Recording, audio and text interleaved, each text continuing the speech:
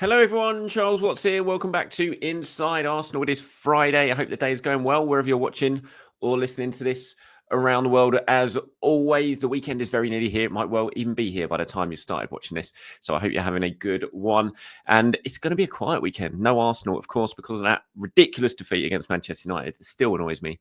There is no Arsenal this weekend because it is FA Cup weekend. So we've got to lick our wounds and not respond with a game, which is always nice after a bad defeat. It would be nice to have a game this weekend to put Newcastle behind us, but we have to sort of stew on it for another week or so. The players obviously over in Dubai. We're going to talk about that in this show. We've got some first pictures dropping from Dubai at the moment this morning. Some good news on Ben White as well. So we'll discuss that. We'll look at what the plans are for Arsenal while they are in Dubai. We'll talk a little bit about William Saliba. Those Real Madrid reports continue as they're going to continue. Strong reports in France again saying that Real have made Saliba their priority target for the summer, which always feels like it was going to happen, always felt like it was going to happen. But we'll talk about that. We're going to talk about Arsenal's sporting director as well and the real necessity of getting something sorted out on that front very, very soon because it absolutely needs to be done. So let's talk about Dubai, shall we? I got sent a video the other day, earlier this morning from a friend who's got a friend staying in the same team hotel as Arsenal over in Dubai. You can see them there heading out for their first training session if you're watching this on YouTube. And the first training session has begun. Arsenal have dropped some pictures from that first training session. You know, Mikel loves it over there. The players love it over there. They've jumped at the opportunity to do this. I don't buy the whole rewarding failure rubbish that has been spouted about Arsenal going to Dubai. This is something that's been planned for a while. If they'd have won, they'd have gone. If they'd have lost, they'd have gone. It paid huge dividends this trip last season. If it can do the same this season, then absolutely great. It's not about rewarding failure. It's just football. You go away on warm weather training camps all the time. You're not going to lose a game and say, right, that's it. You're going to stay chained to London Colney for a week. It doesn't work like that. So it's not about rewarding failure at all. It's about taking the players to the best possible facilities to try and recharge some batteries and go again for the second half of the season. So I'm not buying into all that rubbish. Hopefully they can recharge over there. I'm sure they will. They are going to be working hard. It's not a case of just sitting on the beach for the next 6 days. They are going to be training every day. And fingers crossed they can come back revitalized and ready to go again, because I think they certainly need a break. There's absolutely no doubt about that. These are the pictures also sent in from by my mate whose friend is staying over in the hotel, and you can see on the right there Bukayo Saka walking around. He has travelled. Doesn't look like he's involved in any of the training, which isn't, which is to be expected. But just the fact that he's gone over there. Me and James spoke about it on yesterday's Inside Arsenal Extra Time show. Just having Saka around just feels like it's getting closer. And while you've got to be very, very careful with Bukayo Saka, the last thing you want to do is rush him back from this injury. And they won't do that. I know they absolutely won't do that. But it just gives everyone a lift, I think, just seeing him around, because you start to see the kind of light at the end of the tunnel of when he's back. And look, Arsenal are not a one-man team by any means, but Bukayo Saka is their killer attacker. They're one real killer attacker, and they need him back sharpish. So the fact he is there and he's, just probably feeling more around the squad can only be a good thing. And fingers crossed we will see him back out on the training pitch soon. And this is a picture again on YouTube. If you're watching, if you're listening on podcasts, obviously you can't, but it is a picture of training today. And there is Ben White heavily involved in that training session, which is a real boost as well. We spoke about the need for Ben White to come back and how important it's going to be for Arsenal. Jurgen Timber's been fantastic and is a fantastic player, but having that option of White back available after this break is going to be a huge boost to the team, to that right-hand side. Can also allow William Saliba, who's played so many minutes again this season, to have a rest, because you can comfortably move Jurgen Timber inside to play with Gabriel and have Ben White on the right, or you can play Ben White in the middle with Gabriel and leave Jurgen Timber on the right. The options to rotate and rest Timber, it's just going to be a huge boost. And I think attacking-wise, it's going to make a massive difference to Arsenal when White is there, because as good as Timber is, I still think there's nothing quite like Ben White getting on those overlaps and linking up with Martin Odegaard and Saka when he's back. So great news that he is back available. We've missed him, absolutely missed him. And fingers crossed it all goes well for him over there and he will be back and fit for the Leicester game after the break. Few more pictures here. Obviously, Ben White again involved there, and talking about what Arsenal are going to be doing when they're over in Dubai, how Arteta is going to use this trip. Some friends and family are able to go. Families are able to go. So downtime is a key part of the trip because it's about training. Absolutely, it's about training, but it is about downtime as well. And that's what the players, the feedback, everyone who was in Dubai last year. What made it such a success was it was used as a bit of a breather because Arsenal, they played, I think it's like 11 games in 31 days or whatever it was in January. It's been a really demanding season. Injuries have absolutely taken their toll. So as much as this is about training, it is also about just getting some energy back in those legs and letting the players relax a little bit while they're over there. So the families will be there. There will be some downtime.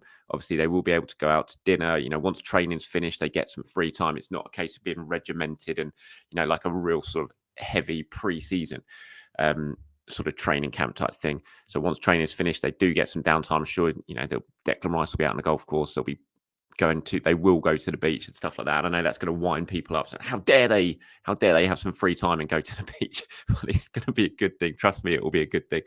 And they'll enjoy some nice food, I imagine, while they're over there, some downtime. But on the pitch, there's going to be, last year's trip to Dubai was where they changed a lot sort of in the set pieces. They worked a lot on that. They came back. Declan Rice was suddenly the set piece taker for Arsenal. We've seen the benefits of that. They'll be working on set pieces while they're over there as well. And it's just, I think there's a lot of pressure on Arsenal coming back from this trip and suddenly being excellent because of what happened last year. Everyone's expecting them to come back and suddenly, last year it was 16 wins out of 18. Can they replicate that?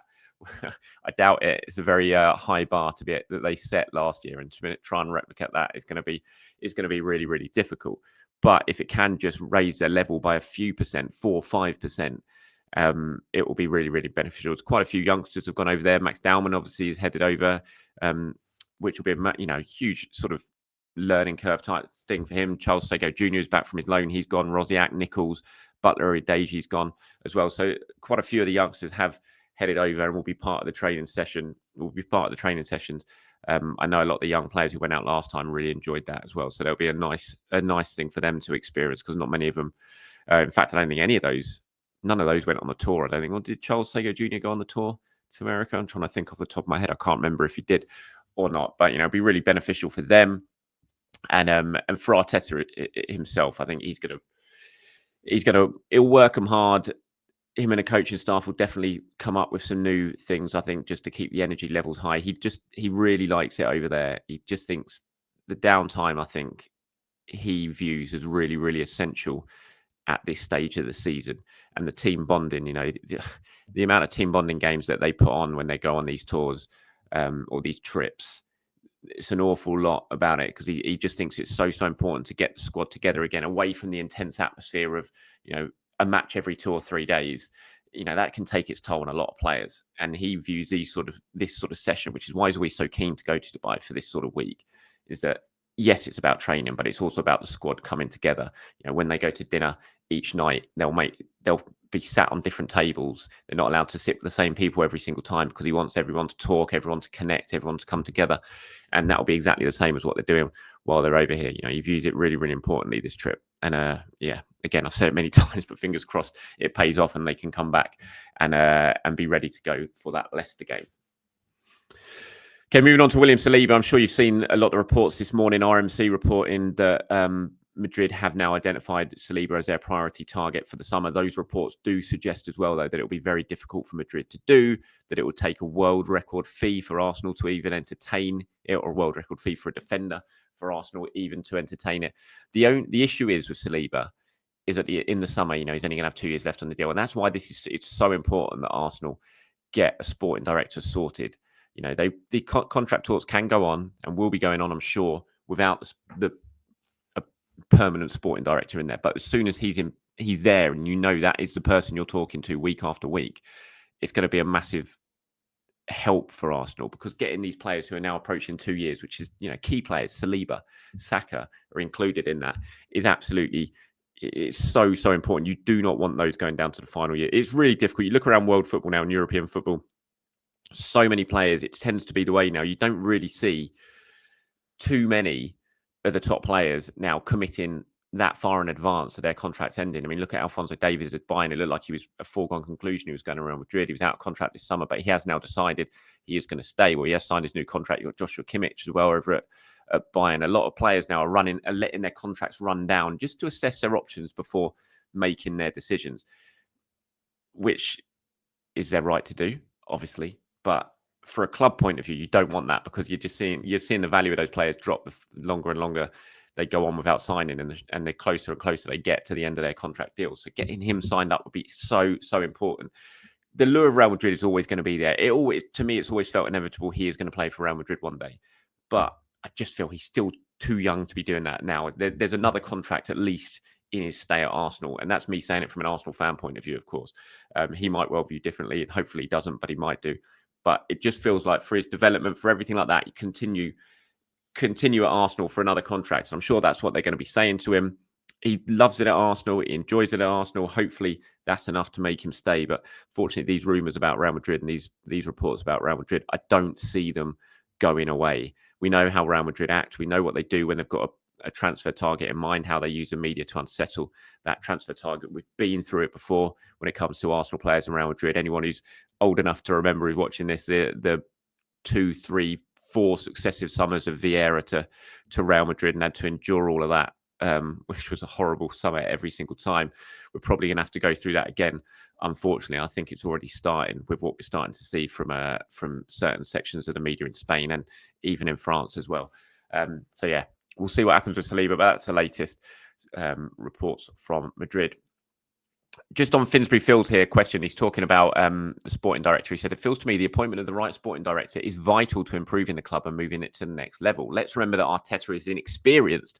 What he needs is a wise head that can put his arm around him and be prepared to challenge his thinking. Certainly not Jason Ito, perhaps more of a Roberto Alab or Luis Campos. Yeah.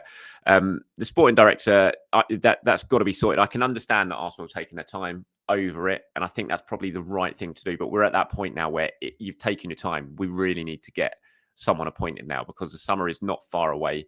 There's only 3 months to go now till the summer. You know, the work on the summer window has to be starting now. And so you need that sporting director in place. You need to know certainly who that's going to be. I mean, it would be difficult. You talk about Roberto Alabi, and if that is the case, and we know that he's one of the people that are under consideration for the role, but he's staying at Sociedad till the end of the season. But even if you make the appointment now and you announce the appointment now, you're not getting him till the end of the season, or in the summer once his contract's expired.